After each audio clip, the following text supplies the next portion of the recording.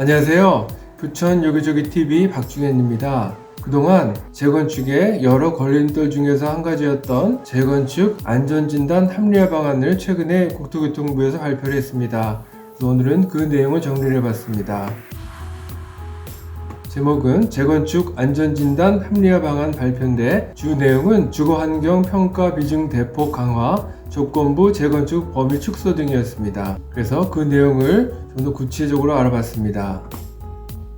현행 기준으로 해서 재건축 안전진단 제도의 개요를 보겠습니다. 먼저 개요는 재건축 정비계획 입원권자가 20에서 30년 이상 공동주택의 구조안전, 주거환경 등의 평가를 실시해서 재건축 여부를 판단하는 제도인데, 재건축 단계는 안전진단, 정비구역 지정, 추진위 승인, 조합 승인, 사업 시행인가, 관리 처분인가, 착공, 준공 순이었습니다. 그래서 이 중 첫 번째 단계인 안전진단에 구조 안전성, 주거 환경, 설비 노후도, 비용 편익 4개 항목의 가중치를 고려해서 평가 점수를 합산해서 합산 점수별 재건축 여부를 판정을 했습니다. 그래서 30점 이하일 경우에는 재건축을, 30점 초과 55점 이하일 경우에는 조건부 재건축을, 55점 초과일 경우에는 유지 보수를 하는 것으로 되어 있으며, 평가 가중치는 구조 안전성이 50, 주거 환경 15, 설비 노후도 25,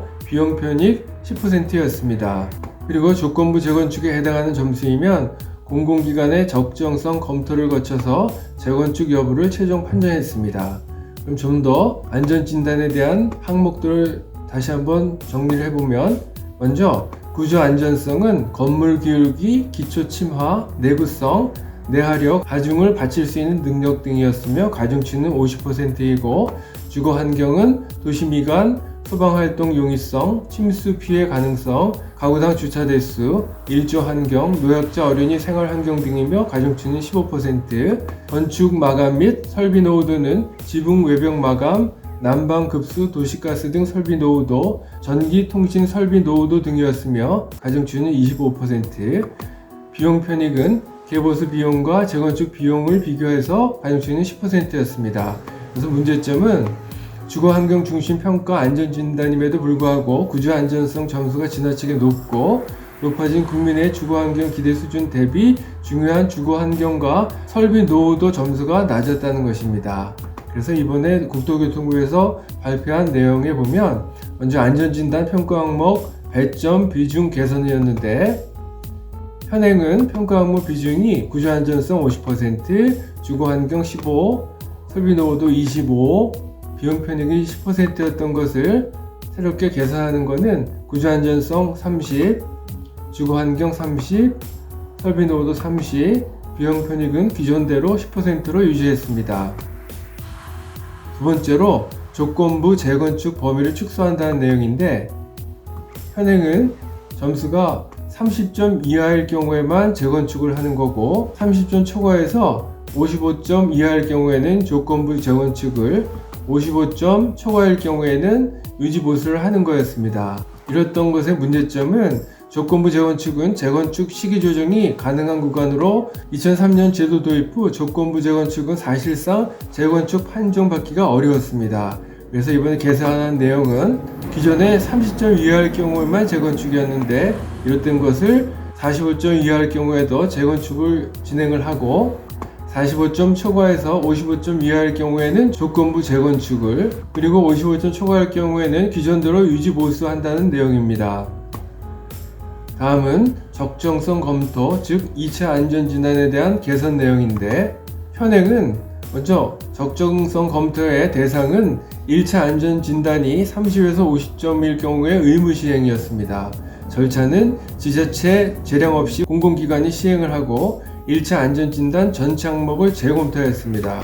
그래서 문제점은 조건부 재건축에 해당하면 의무적으로 적정성 검토를 받아야 했고, 절차적으로 과다하게 중복이 되거나 많은 기간과 추가 비용이 소요가 됐습니다.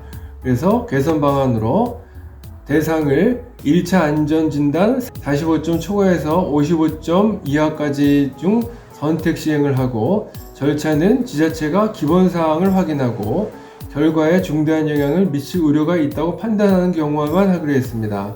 범위는 지자체가 요청한 확인이 필요한 평가 항목에 한정하여 검토하기로 했습니다.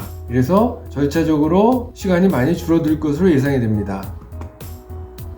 다음은 안전진단 내실화 병행을 한다는 내용인데, 안전진단이 공공기관의 적정성 검토 없이 기본적으로 민간 진단기관에 책임하여 시행하도록 필요한 교육과 컨설팅을 강화하고 실태 점검도 병행하여 안전진단을 내실화할 계획입니다. 지자체가 요청하는 경우 안전진단 실시 전에 공공기관이 안전진단 수행 계획서 등에 대해서 컨설팅도 지원할 계획입니다.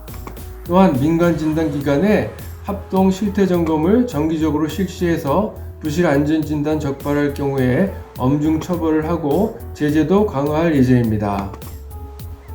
마지막으로 재건축 시기 조정 제도를 보완한다는 내용인데, 안전진단은 재건축 판정 여부를 위주로 보는 제도인 만큼 안전진단 이후 시장 등을 고려한 재건축 시기 조정 방안도 보완할 계획이고, 조건부 재건축 판정 단지에 대해서는 주택 수급 상황을 종합적으로 검토해서 정비구역 지정 시기를 조정할 수 있게 방안을 구체화하고, 시장 불안, 전월세 난 등이 우려되는 경우 정비구역 지정을 1년 단위로 조정할 수 있게 합니다. 또한 종합적 광역적인 시장 등이 필요한 경우에는 국토부 장관, 시도지사가 지정권자에게 정비구역 지정 시기 조정을 권고할 수 있는 규정도 마련할 계획입니다. 이런 재건축 안전진단 합리화 방안의 기대 효과를 보면 안전진단 통과 단지가 크게 확대될 것으로 기대가 되고, 근본 개선 방안은 현재 안전진단을 수행 중인 단지에도 모두 적용을 해서 재건축이나 조건부 재건축을 다시 판정할 계획입니다. 그리고 개정사항은 12월 중 행정예고를 거쳐서 2023년 1월 중 조속하게 시행할 계획이고, 1기 신도시 특별법안에 추가적인 제도 개선 방안을 도입할 계획입니다. 본 동영상과 관련해서 전화 주시면 성심껏 도와드리겠습니다. 지금까지 내용이 도움이 되셨다면 좋아요와 구독을 꼭 눌러주세요. 감사합니다.